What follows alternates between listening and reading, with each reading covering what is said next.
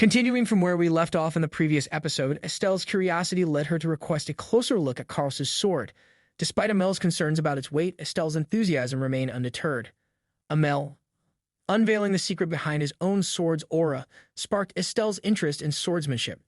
However, Carlos, taken aback, faced a dilemma as Estelle, determined to embrace her Castillo heritage, insisted on learning the art. Amidst the confusion, Amel proposed a delay, steering the conversation toward the possibility of archery. Now let's delve into the unfolding events. Estelle and Amel engage in conversation. Amel asks if Estelle visited the Duke today, to which she responds that she sees her dad during meals. Amel points out that she seems to meet the Duke at every meal. While smiling, Estelle mentions that the Duke appears busy and hesitates, thinking he might be annoyed with her. Amel reassures her that the Duke would be delighted to see her. Suddenly, Carlos appears, advising Estelle to check on their father next time. Carlos brings snacks for Estelle, describing them as leftovers. Estelle, excited, exclaims, "Wow, pretty." Then she enjoys the snacks Carlos brought, finding them delicious. Amel, observing Estelle's delight, asks if she likes them. Estelle enthusiastically responds and offers some to Amel, who declines, stating that his life is precious. This confuses Estelle, pondering the connection between sweets and life. Carlos teasing Estelle about not easily accepting food from strangers. Estelle asserts that she won't easily accept food from strangers. However, Carlos teases her, pointing out that she already ate what he gave her. This leads to a playful argument between the siblings. Carlos brings up rumors about Estelle using sleeping pills, expressing concern as her brother. Estelle, surprised by this brotherly concern, reflects on the significance of being referred to as his sister for the first time. Carlos, slightly teasing Estelle, questions her weakness and mentions their shared Castillo identity. Estelle, emotional, hugs her brother, expressing her feelings. Carlos, surprised, questions whether he should not go to the academy because of having a sister. Estelle, taken aback by the idea, quickly reassures him that he shouldn't miss out on opportunities because of her. However, she playfully shifts the conversation to Carlos's friends, showing curiosity about her brother's social circle. Estelle reflects on not expecting Carlos to have friends. Carlos mentions having two annoying friends, describing one as loud and the other as quiet, both equally bothersome. Estelle, trying to understand, finds the description unhelpful. She questions Carlos about his closeness to them and their names, leading to the revelation of Exion, Incas, and Rydal Rust Alkina. Carlos, irritated, emphasizes their annoying tendencies rather than friendship. Despite this, Estelle playfully suggests they must be good friends since they play with Carlos, leading to laughter. The banter continues as Carlos denies having anything to say to a crybaby rabbit, and Estelle defends herself. Then, Carlos continues his sword practice and Estelle questions him about it. Carlos mentions practicing because Estelle interrupted his session. While Carlos persists with his sword practice, Estelle observes, realizing the pulsating aura of the sword sounds like a song. After a while, Amel approaches Estelle and acknowledges the positive impact she has on Carlos. Amel notes that when Carlos is with Estelle, he appears relaxed, suggesting that constant alertness can be mentally draining. Estelle reflects on this insight. Estelle, curious about Carlos's friends, asks Amel for information. Amel suggests that it would be better to inquire with Circrace, indicating a lack of acquaintance with them, and mentions that one of them holds a high rank. Estelle, concerned about Carlos's friend, asks Amel which one holds the higher rank. Amel mentions that it's the quiet one and clarifies that while not surpassing Estelle's father in rank, he holds a significant position. Estelle, suddenly worried about royal involvement, expresses concern that her brother might be held captive. Amel reassures her, stating that they like Carlos. The next day, Estelle hesitates outside Duke's office, wondering if he's busy. Amel startles her by poking her, questioning her reluctance to enter. Estelle, thinking the Duke is occupied, plans to visit later. However, Duke surprises them by opening the door, questioning their presence. Amel respectfully greets Duke, and Estelle hesitates but calls out to him. Duke invites her in, and despite her concern for his busy schedule, he lifts her with joy. Kelson intervenes, cautioning Duke's roughness. Duke reassures that he's careful with Estelle. Seeing Kelson unwell, Estelle questions his health. Kelson attempts to share his condition, but is abruptly cut off. He urgently requests Estelle's attention and offers assistance. Duke, now serious, asks Estelle to care for her. Duke seems puzzled, and Estelle awaits his response. Kelson implores Duke to complete a substantial amount of paperwork, entrusting him with the care of Estelle. Announcing his intention to retire for the night, Kelson departs from the scene. Duke, visibly irritated, questions Kelson's departure with a stern expression. Meanwhile, Estelle, wearing a smile, observes Duke's tired demeanor and shares her insight with him. Duke, curious about his own fatigue, turns the question back to Estelle, asking if he appears tired. At that moment, Estelle's gaze shifts to a table where a paper lies. Upon seeing doodles on it, she reflects on her father's similar habit. Duke, dismissing profound exhaustion, asserts that he is not that tired. Despite this, Estelle, still smiling, encourages Duke to complete the task swiftly and join her for a play. As Duke focuses on his work, Estelle, dozing off, reflects on her realization about her dad's name being Ain Castiello. She notes that she had never heard his name before and expresses happiness at learning it, even in this manner. Lost in these thoughts, Estelle eventually falls asleep on Duke's lap. Amel informs Duke that the lady has fallen asleep, emphasizing the warmth of Duke. Duke responds with a casual "so," laughing. Amel advises Duke not to downplay his enjoyment. An angered Duke accuses Amel of growing bolder, to which Amel grins and attributes it to gaining the lady's wisdom. Duke warns Amel that any such actions in the future will result in termination. Amel, cheekily saluting Duke, remarks that jealousy isn't necessarily a bad thing. In a fit of anger, Duke forcefully throws a pen at the wall. Amel, witnessing the pen stuck on the wall, praises Duke's precision. Duke, responding sarcastically, reveals that he was actually aiming for Amel's forehead but missed. Suddenly, Kelson enters, questioning the loud sound. Kelson expresses delight at the prospect of finishing all the paperwork and hopes it's not a dream. Duke confirms it's not a dream and hushes Kelson. Spotting Estelle asleep, Kelson suggests preparing a place for her to sleep and allowing her to rest a bit longer. Reflecting on Estelle's future, Kelson remarks on her potential beauty as she grows older. Duke, contemplating Estelle's situation, acknowledges her wearisome nature even in her current state. He notes her unique identity as a mixed child, recognizing the potential challenges she might face. Duke expresses concern over the inevitable attention she may attract, especially from those with nefarious intentions among the magic-wielding community. He anticipates the danger that could arise when these mages discover the existence of such a remarkable child, foreseeing a spark of interest in their eyes that could lead to unforeseen consequences. In response to Duke's serious reflection, Amel, with unwavering determination, sternly pledges to protect Estelle with his life. Duke, acknowledging Amel's commitment, reveals that it is precisely because of Amel's steadfast loyalty and protective instincts that he entrusted him with Estelle's care. After a brief nap, Estelle awakens, rubbing her eyes as she addresses Duke with a questioning "Dad?"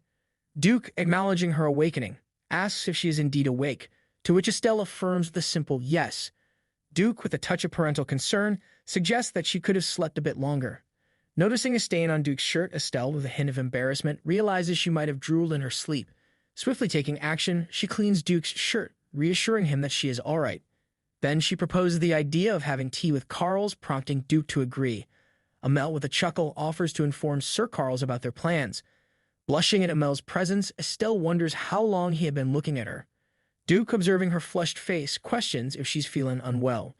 Despite Duke's concern, Estelle brushes it off, insisting that there's nothing to worry about. Later, they share snacks and tea with Carls. Estelle, curious about Carl's experience at the academy, asks how it's been. Carls nonchalantly replies that it's the same as usual, not as bad as it was last time. Intrigued, Estelle probes further, asking about the problems he encountered. Carls, sipping his tea, bluntly remarks, "There's too many humans." Estelle, perplexed by this statement, seeks clarification. Carls explains that the sheer number of humans at the academy initially made him feel nauseous, though he has grown accustomed to it over time. Estelle, still confused, echoes, "There's too many humans," and begins to contemplate whether Carls might be experiencing a form of 8th grade syndrome. Duke observes that Carls tends to instinctively avoid humans, creating an atmosphere of unwelcome interactions. He contrasts this with Estelle, noting that she is different. In response, Estelle affirms the uniqueness of her perspective. Curious about Estelle's ability not to harbor resentment towards humans, Carls inquires about her experience. Duke, anticipating Carl's understanding, assures him that he will learn soon. As the conversation shifts, Estelle asks about Carl's upcoming journey to the capital. Carls reveals his plan to leave in about a week. Estelle, feeling a tinge of sadness, contemplates the impending departure of both her brother and father. She reflects on the rarity of having the family together and decides to conceal her melancholy, realizing that such moments are precious. With a smile, Estelle raises an inquiry, wondering if she will also attend the academy once she turns 13. Carls promptly denies the possibility, and Duke supports the decision, stating it's not allowed. Surprised, Estelle questions if only boys are allowed, but Duke clarifies that gender doesn't matter. However, due to the dormitory requirement and the prohibition of bodyguards, Estelle would be alone, leading Duke to assert that he can't send someone he deems too weak to school. Defiantly, Estelle rejects the notion of being weak, but Duke remains firm in his decision. Frustrated, Estelle expresses her displeasure, but to showcase her annoyance, she hastily finishes her meal, thanking Duke for the food.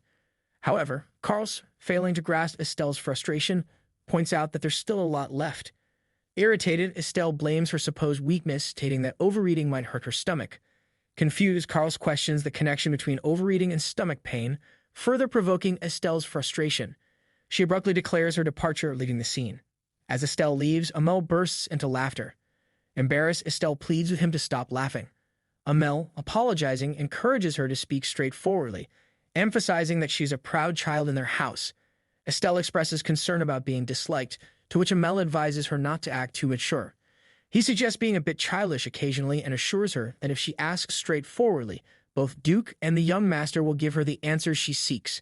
Smiling, Estelle thanks Amel for the advice.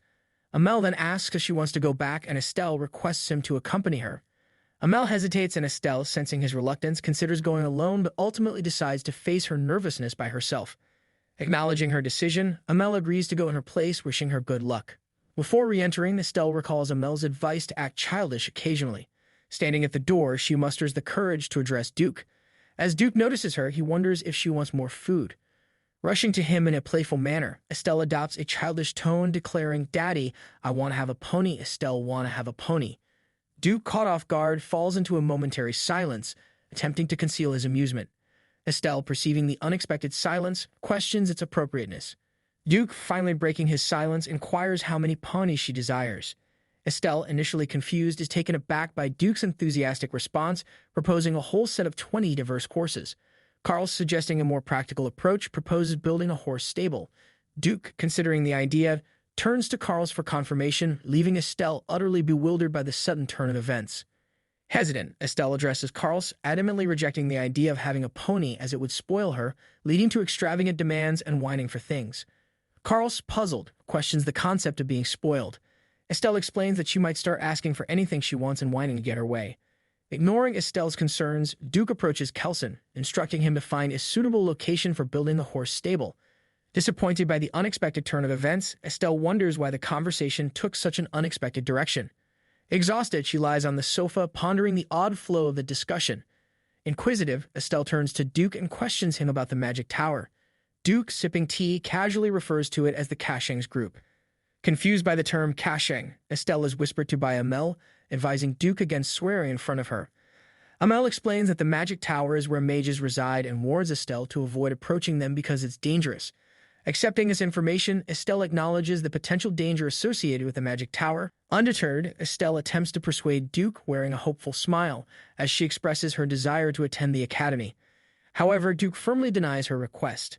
Saddened by the rejection, Estelle explains that she wishes to go to make friends and believes she may become stronger in 2 years. Duke, understanding her sentiment, apologizes, hinting at undisclosed matters.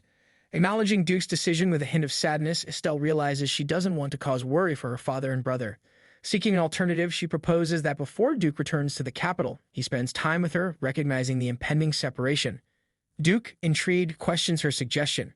Estelle, contemplating the limited time they'll have together, suggests spending quality moments before his departure. However, Duke surprises her by revealing that she will be accompanying him. This revelation leaves Estelle astonished. Later, Estelle visits Heidel for a reading session. Observing her somber demeanor, Heidel inquires if she received 3 ponies as a gift. Though Estelle confirms it, she appears less than delighted. Frustrated, she explains that while she is happy, the abundance feels overwhelming. Heidel reassures her, emphasizing that if the Duke were to go bankrupt with such gifts, it would have happened years ago. He assures her that even if the Duke claimed to take all the ponies in the kingdom for her, it wouldn't impact his finances significantly. Despite Heidel's reassurance, Estelle remains hesitant. Unable to express her full concern, she changes the subject and excitedly poses a question to her teacher about the Mage Tower. Heidel encourages her inquiry, prompting Estelle to express her curiosity and eagerness to learn more about the mysterious Mage Tower. Heidel cautions Estelle to stay away from the Mage Tower, explaining that it's a group of mages. Perplexed, Estelle questions the reason behind this advice. Amel stares at Heidel, indicating that there's more to the story that he can't reveal. Understanding this, Estelle glares at Amel in frustration. Amel, with a smile, inquires about the matter, but Estelle, still upset, commands him to leave. Amel, refusing to comply, maintains his smile. When Estelle issues an order, Amel acknowledges his willingness to follow her commands but refuses to obey this particular one. Accepting the situation with a huff, Estelle turns to Heidel and proposes an alternative. She requests Heidel to teach her about magic and mages, seeking understanding despite the mystery surrounding the Mage Tower. Heidel imparts knowledge to Estelle, explaining that mages are individuals who wield mana to achieve the seemingly impossible. He reveals that the source of this mana originates from the door of the demon realm. Intrigued, Estelle seeks clarification about the demon realm, wondering if it's where demons reside. Heidel confirms her assumption, comparing aura, an indigenous force of their world, to mana, a foreign force originating from another realm. Estelle, processing this information, questions whether she would encounter mages in the capital.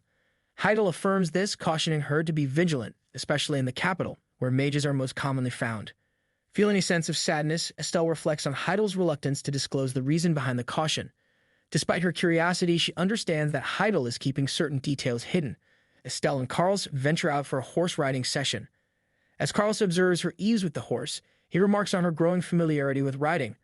Delighted, Estelle eagerly seeks validation from her brother, asking if she has improved. Carlos, teasingly acknowledging her progress, humorously inquires if her seat is sore. Estelle confesses a slight discomfort in her thigh and back, prompting Carlos to downplay the notion of being a decent rider. Undeterred, Estelle proposes that Carlos join her on the horse. However, Carlos conditions it on her growing familiarity with the horse. As Estelle dismounts, she shifts the conversation, asking Carlos about mages. Carlos, reacting with irritation, questions if she encountered anyone claiming to be a mage. Estelle clarifies her curiosity, stating that she hasn't seen anyone proclaiming themselves as mages, but was merely interested. Carlos, with a stern warning, advises her not to be too intrigued, categorizing mages as bad people. Puzzled, Estelle wonders why mages are considered bad and questions how these individuals, perceived as such, are allowed in the streets. In her contemplation, Amel interrupts, asking if she has been enjoying her conversation. Glaring at Amel, Estelle considers the possibility of getting rid of him to find answers from Heidel. Amel, confused by Estelle's intense gaze, comments on her distraction, suggesting that he might have spoiled her time with young Master. In response, Carlos sharply tells Amel to shut up, and addressing Estelle, urges her to inform him if anything seems off with Amel. As rain begins to fall, Amel notes the impending heavy rain, causing Estelle to panic suddenly. Concerned, Amel suggests going inside. Carlos swiftly lifts Estelle, stating that he's faster than Amel, and the three of them head indoors. Carlos, noticing the onset of heavy rain, remarks on the impending storm. Amel expresses concern for young Master's journey, and Carlos regrets not leaving before the storm. Meanwhile, Estelle, feeling uneasy as she observes the rain, reassures herself that the large house and the presence of many people will keep her safe, even if lightning occurs. As night falls and the rain intensifies, Estelle becomes anxious. She retreats to the safety of her blanket, trembling with fear. Despite her attempt to reassure herself, the rumbling thunder unsettles Estelle. In this vulnerable moment, she recalls memories of her past, reflecting on her previous life with a sense of sorrow. Amidst the storm, Estelle anxiously awaits the rain's end, trying to comfort herself by repeating that everything will be okay. When Estelle wakes up the next morning, her eyes are swollen from a restless night's sleep.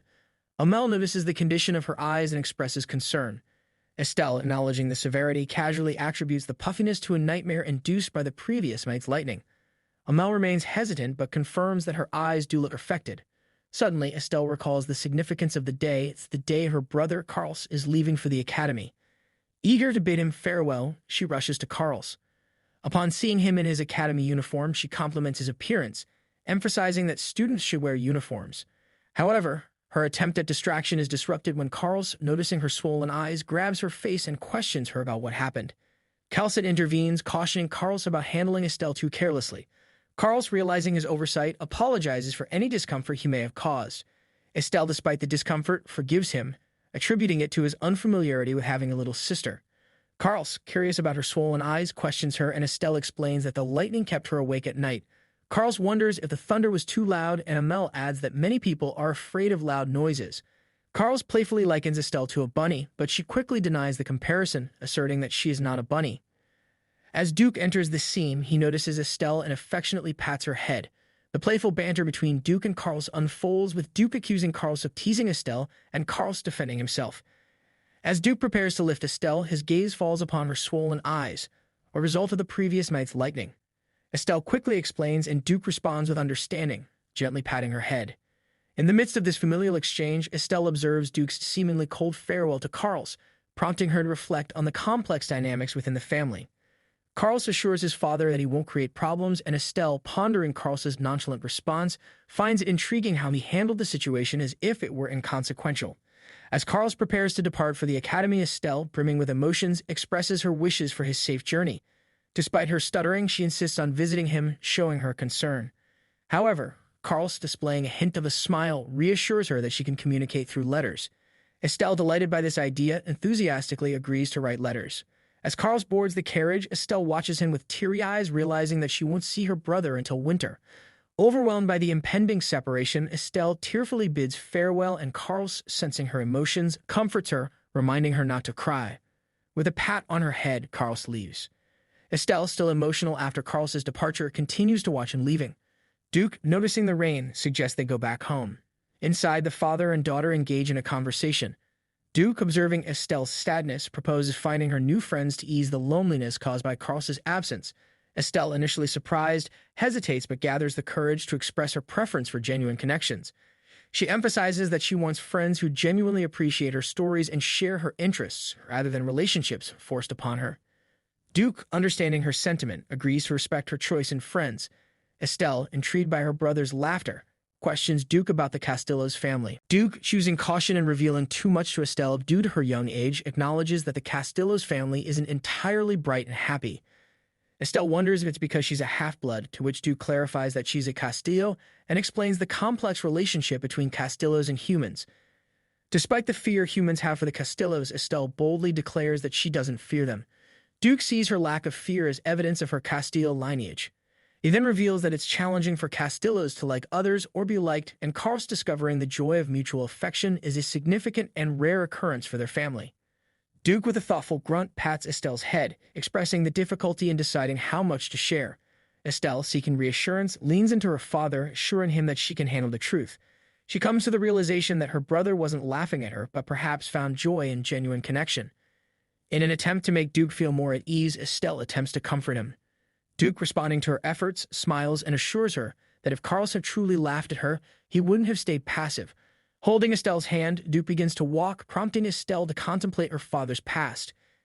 Curious about Duke's romantic history and her brother's mother, Estelle decides to ask these questions gradually in the future. As evening falls, Heidel arrives to tutor Estelle. Curious about the political dynamics, Estelle questions the feasibility of confronting the four Marquises opposing their family. Heidel confirms that the relationships among the four families are far from amicable.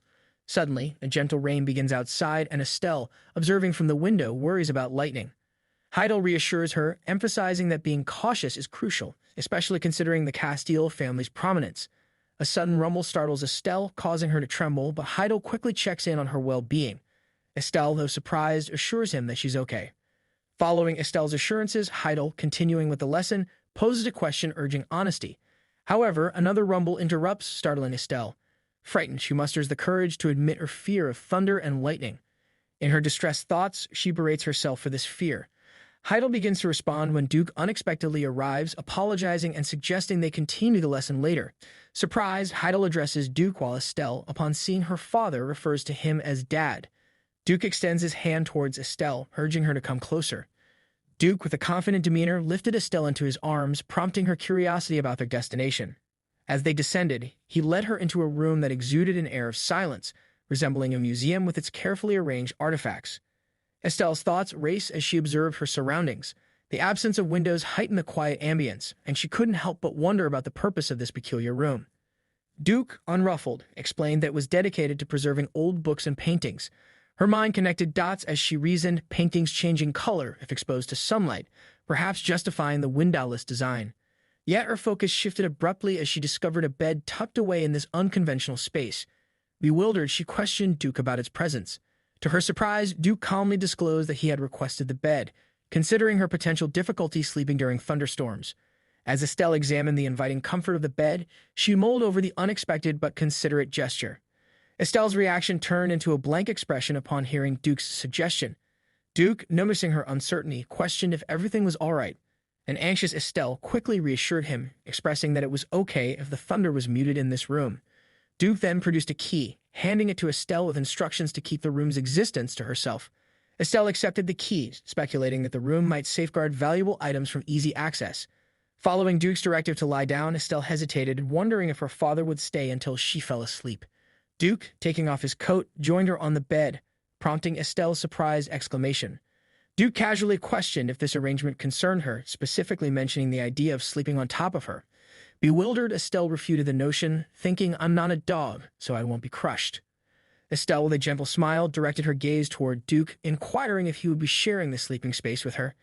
Duke, matching her warmth, assured her it would only happen if she was comfortable with the idea. Subsequently, he settled down on the bed beside Estelle. In the tranquility of the room, Estelle noticed the absence of lightning and thunder, and the muted sound of rain contributed to the serene atmosphere. Her father's presence next to her added a layer of reassurance. As time passed, Amel, aware of the rain, pondered how Estelle might react, recalling a past instance of her fear. Driven by concern, Amel decided to visit Estelle's room. Gently knocking on the door, he sought permission. "Lady, may I enter?" Estelle, recognizing Amel's voice, welcomed him with joy, questioning his early arrival. Amel explained that he came early due to the lightning, expressing worry about Estelle's potential fear. Observing Estelle's contentment, Amel noted, "You look fine even though it's raining today." Estelle, wearing a smile, credited her calm demeanor to the comforting presence of her father sleeping beside her. Amel, displaying a mix of curiosity and concern, approached Estelle with a question, "May I ask why you're scared of thunder and lightning?" In response, Estelle delved into a haunting memory from her past. She recounted moments when her mother, occupied with work, would confine her to a box. One rainy day, the box became a perilous ordeal as water seeped in through a hole in the roof. The deepening rain drowned out her screams, and the water rose alarmingly.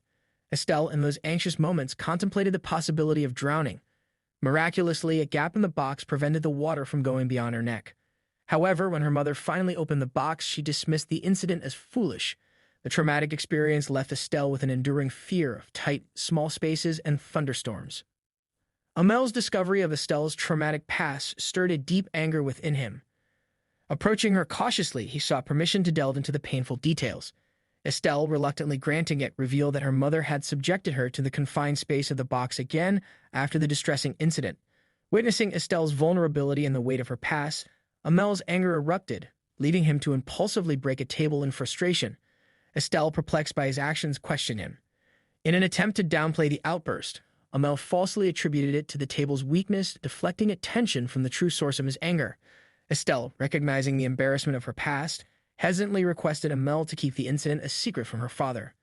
Amel, burdened by the knowledge of Estelle's pain, remained silent, his somber demeanor reflecting the unspoken complexities surrounding her past. As Estelle noticed Amel's heavy mood, she called out to him, Amel, offering a forced smile, acknowledged her understanding. Trying to shift the atmosphere, he brought up dessert, suggesting he could share his pudding with her. Overjoyed by the gesture, Estelle expressed her gratitude. Having penned a letter to her brother Carlos, Estelle felt a sense of accomplishment. Placing the letter on a silver plate, she hoped it would be sent successfully. Annie's sudden arrival disrupted her joy as she urgently informed Estelle about her impending departure. Responding promptly, Estelle made her way to the carriage. Upon reaching the imposing carriage, Estelle marveled at its size. Amel approached, inquiring about the carriage's condition. Perplexed, Estelle asked, "What?" Amel, whispering, reminded her of her aversion to tight spaces. Shocked by the revelation, Estelle contemplated the size, exclaiming, "But it's the size of my old house." In disbelief, she emphasized, "This is tight, but it's nowhere near tight." Amel, understanding her perspective, reassured her with a sense of relief. As Duke made his entrance, a procession of knights bowed in unison, offering well wishes for his safe journey. Estelle, taken aback by the ceremonial display, pondered the regularity of such farewells when her father departed. Interrupting her contemplation, Duke prompted her to board the carriage. Perplexed, Estelle questioned the prospect of riding together. Without a word, Duke gently lifted his daughter, and they proceeded toward the awaiting carriage. Observing Estelle's approach, the maids bowed respectfully, extending their wishes for a safe trip. In the midst of the ceremonial departure, Estelle, while feeling a sense of embarrassment, also found it oddly uplifting. Smiling, she waved back at the bowing servants, expressing her gratitude. Amel, with a warm smile, gestured for Estelle to take her seat in the carriage. Seated in the carriage, Estelle blushed, contemplating this slight peculiarity of her wave. As Estelle noticed Amel's absence in the carriage, she voiced her curiosity to Duke, wondering why Amel wasn't riding with him. Duke, in response, inquired if Estelle preferred for them to ride together. This unexpected question caught Estelle by surprise, and she awkwardly tried to explain that Amel is her bodyguard. Duke clarified that Amel would be guarding from the outside, and Estelle, understanding the arrangement, nodded in acknowledgement. Observing Amel through the carriage window, she found him smiling and waving. In return, Estelle couldn't help but smile back, creating a brief, wordless exchange of warmth. The carriage embarked on its journey toward the capital, and amid the rhythmic sounds of hooves and wheels, Duke engaged in conversation with Estelle. Her curiosity turned toward Annie, prompting her to ask if Annie would be joining them on the journey to the capital. Duke confirmed, mentioning that Annie was in the back carriage. Estelle, grappling with uncertainty, sought clarity from her father, Duke, regarding her involvement in the capital's diplomatic matters. Expressing concern about potentially making things complicated, she questioned whether her presence might muddle into diplomacy. Duke's response was matter-of-fact, confirming that indeed she would be part of diplomatic affairs.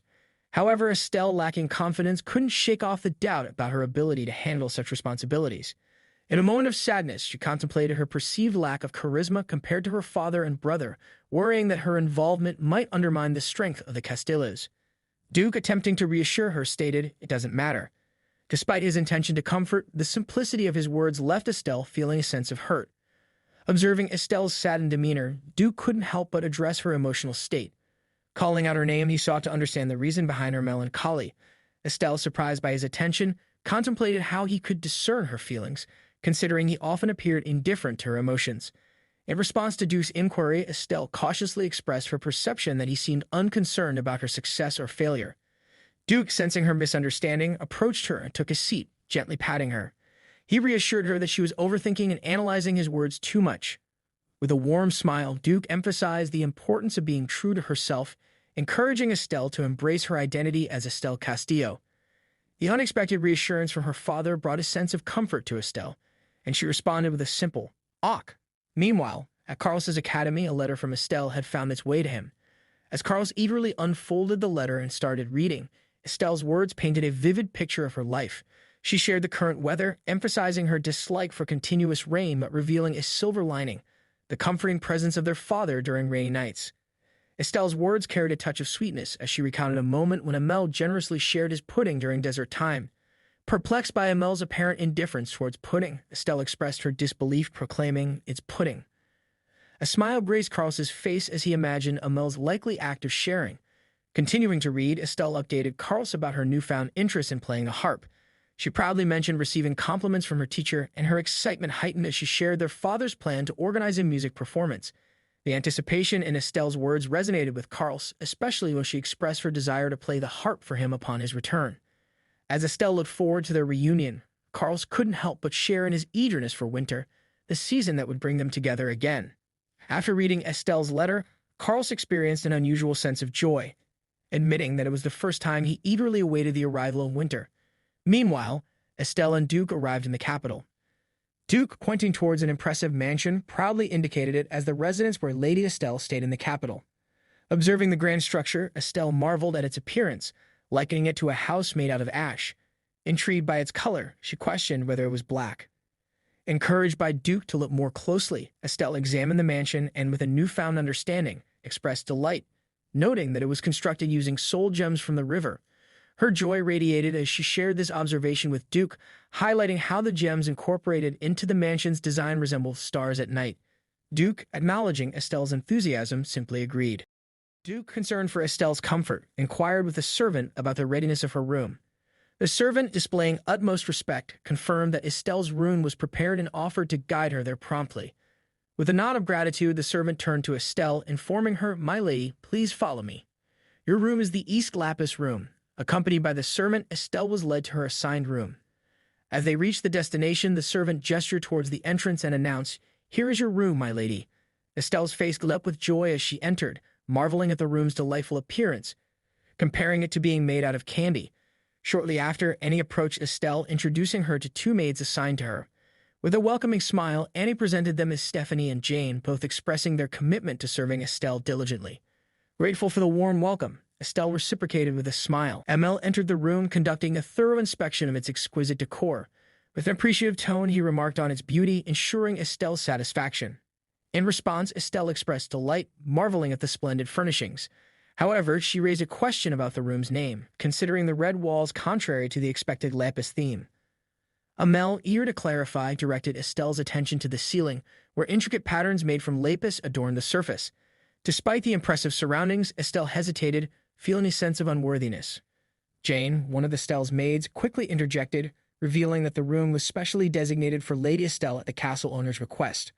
However, another maid, Stephanie, scolded Jane for speaking without permission, a situation that left Jane apologetic and Estelle slightly surprised. Estelle graciously accepted the apologies, expressing that it was fine. Stephanie, in turn, reassured Estelle that there was no need for excessive politeness toward the maids. As Estelle contemplated the saying, "When in Rome, do as the Romans do," she decided to exercise her newfound authority. Addressing her maids, she declared that they were now permitted to speak freely. Jane, elated by the newfound permission, expressed gratitude, to which Estelle responded with a smile. Stephanie, obedient to Estelle's decision, acknowledged the change in protocol. Amidst their interaction, Jane noticed a toy in Estelle's hands, prompting curiosity. Estelle revealed the toy's name, Bunny, and Jane, intrigued, questioned if that was the only name. With a simple yup, Estelle unintentionally initiated a discussion about toys. Jane, eager to showcase her own collection, shared her toys with Estelle, suggesting she play with them extensively. This unexpected turn left Estelle shocked and somewhat concerned, wondering if she was being treated like a child. Attempting to regain control of the situation, Estelle shifted the conversation, inquiring about the location of the mansion's library.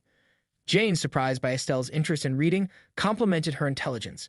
However, Estelle, reflecting on the unfolding events, began to feel uneasy about being treated and complimented as if she were a child. Exploring the vast library, Estelle was captivated by its grandeur, likening it to an art gallery.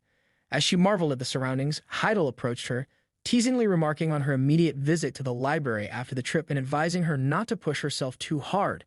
In response, Estelle questioned why Heidel wasn't taking a break as well.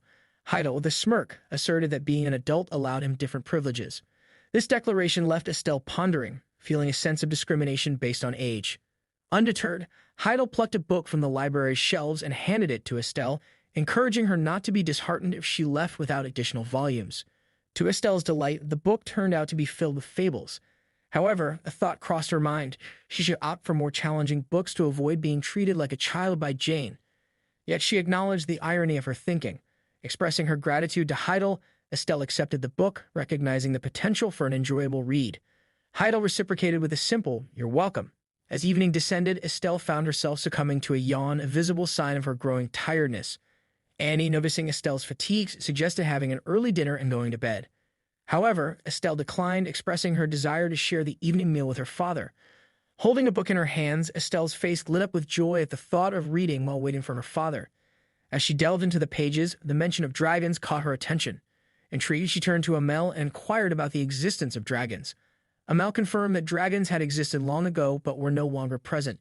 Estelle, relieved by the assurance that dragons were a thing of the past, couldn't help but express her fascination with these mythical creatures.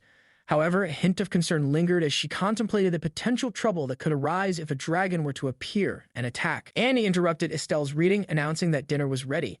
Estelle, surprised by how quickly the time had passed, responded to Annie's call. Amel, amused by Estelle's ability to influence her father's schedule, couldn't help but express his admiration. Annie, while initially disappointed by Amel's comment, concealed her true feelings with a smile and corrected him, emphasizing that it was not about control but rather maintaining respect. Amel, taken aback by Annie's response, pondered the idea of controlling everyone, his surprise evident on his face. After sharing dinner with Duke, Estelle began to show signs of drowsiness, prompting Duke to gently suggest she get some rest. Surprised by Duke's words, Estelle stammered a response, agreeing to rest. However, before leaving, Estelle suddenly approached Duke and surprised him with a kiss on the cheek. Expressing her gratitude for the new room, she shared her excitement about its beauty.